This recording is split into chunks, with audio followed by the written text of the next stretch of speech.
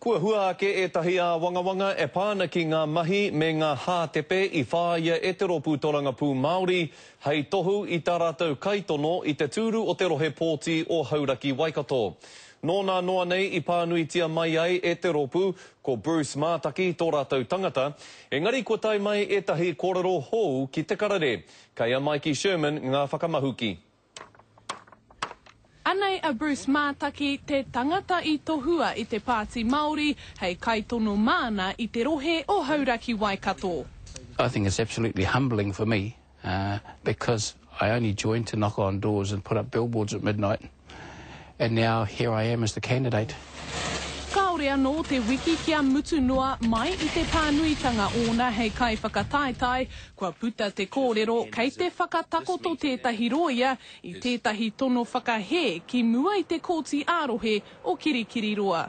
E ai ki ngā whakamārama ko ētahi o ngā āwangawanga e pāna ki ngā mahi tuku pōti. Ko te whakapai kaore ngā mahi tuku pōti I āta whakahaeretia I āta Mātaki hia rānei. Kaore hoki I ētahi o te hunga I tai atu ki ngā hui te mana ki te tuku pōti. Tērā hoki ētahi āwangawanga e pāna ki te hātepe pōti. E ai ki ngā ture a te pāti Māori me whai kē rātau I ngā tikanga o te STV. Engari e mea tiana I whai kē rātau I te FPP. Hi, my name is Hemi and I'm standing for the Māori Party. Ko Hemi rau, tumu whakarai o mua o Waikato Tainui me Pia Sarank e rā atu o ngā kaitono mō te tūranga. E rima ngā hui pēnei I whakatūria ki ngā moka katoa o te rohe.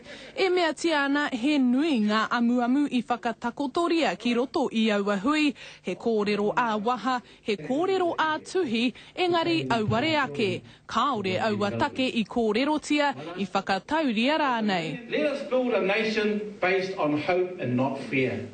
I whakapā atu mātau ki a Bruce Mātaki, rāua ko Hemi rau, engari auare ake.